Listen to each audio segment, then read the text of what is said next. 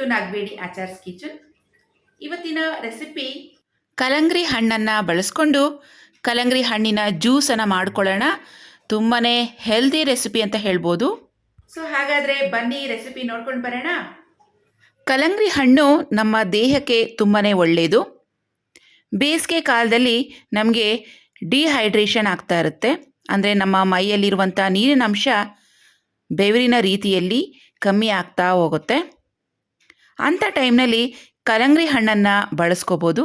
ಕಲಂಗಡಿ ಹಣ್ಣಲ್ಲಿ ಹೆಚ್ಚಿನ ಪ್ರಮಾಣದಲ್ಲಿ ನೀರಿನ ಅಂಶ ಇದೆ ಹಾಗೂ ಸಾಕಷ್ಟು ಫೈಬರ್ ಇದೆ. ಈ ಕಲಂಗಡಿ ಹಣ್ಣನ್ನು ಪ್ರತಿದಿನ ತಿನ್ನೋದ್ರಿಂದ ನಮ್ಮ ದೇಹದ ತೂಕ ಕೂಡ ಕಮ್ಮಿ ಮಾಡ್ಕೋಬೋದು. ಹಾಗಾಗಿ ಈ ಕಲಂಗಡಿ ಹಣ್ಣಿನ ಜ್ಯೂಸನ್ನು ನಾನು ಹೆಲ್ದಿ ರೆಸಿಪಿ ಅಂತ ಹೇಳಿದೆ. ಕಲಂಗಡಿ ಹಣ್ಣಿನ ಜ್ಯೂಸ್ ಮಾಡೋದಕ್ಕೆ ನಾನು ಸ್ವಲ್ಪ ಇಲ್ಲಿ ಸಕ್ಕರೆನ ಬಳಸಿದ್ದೀನಿ. ನೀವು ವೆಯ್ಟನ್ನು ಕಮ್ಮಿ ಮಾಡ್ಕೋಬೇಕು ಅನಿಸಿದ್ರೆ ಶುಗರನ್ನು ಸ್ಕಿಪ್ ಮಾಡಿಕೊಂಡು ಬ್ರೌನ್ ಶುಗರ್ ಅಥವಾ ಬೆಲ್ಲದ ಪುಡಿಯನ್ನು ಉಪಯೋಗಿಸ್ಕೋಬೋದು.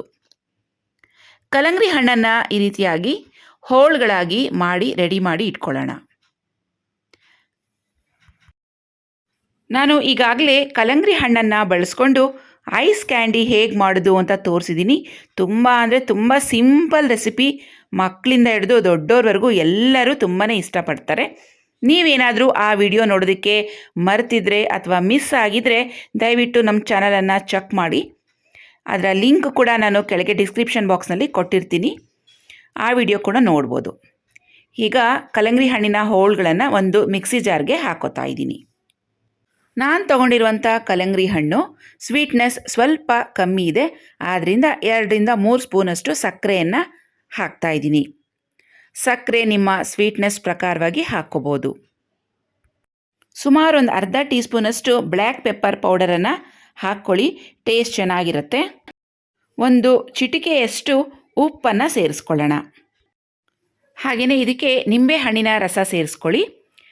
2-3 ಸ್ಪೂನಷ್ಟು ನಿಂಬೆಹಣ್ಣಿನ ರಸ ಹಾಕ್ಬೋದು, ಇಲ್ಲಾಂದರೆ ಅರ್ಧ ಹೋಳಷ್ಟು ಸೇರಿಸ್ಕೊಳ್ಳಿ. ಮಿಕ್ಸಿ ಜಾರ್ಗೆ ಲಿಡ್ಡನ್ನು ಕವರ್ ಮಾಡಿಕೊಂಡು ಬ್ಲೆಂಡ್ ಮಾಡಿಕೊಂಡ್ರೆ ನಮ್ಮ ಕಲಂಗಡಿ ಹಣ್ಣಿನ ಜ್ಯೂಸ್ ತಯಾರಿ ಆಗುತ್ತೆ.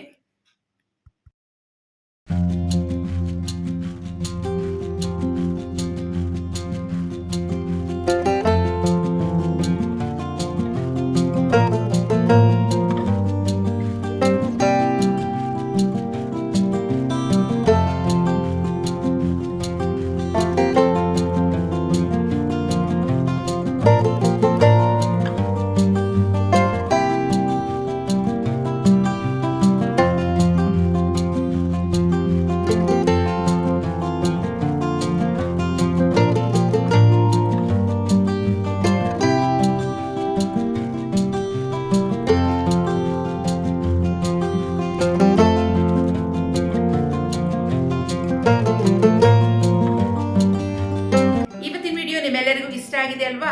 ಇಷ್ಟ ಆಗಿದ್ರೆ ಲೈಕ್ ಮಾಡಿ, ನಿಮ್ಮ ಫ್ರೆಂಡ್ಸ್ ಜೊತೆ ನಮ್ಮ ವಿಡಿಯೋನ ಶೇರ್ ಮಾಡ್ಕೊಳ್ಳಿ. ಹಾಗೆ ನಮ್ಮ ಚಾನಲನ್ನು ಸಬ್ಸ್ಕ್ರೈಬ್ ಮಾಡ್ಕೊಳ್ಳೋದನ್ನ ಮರಿಬೇಡಿ. ಮತ್ತೆ ಭೇಟಿ ಆಗ್ತೀನಿ ನಮ್ಮ ಮುಂದಿನ ವಿಡಿಯೋದಲ್ಲಿ. ಅಲ್ಲಿವರೆಗೂ ಟೇಕ್ ಕೇರ್. Bye friends.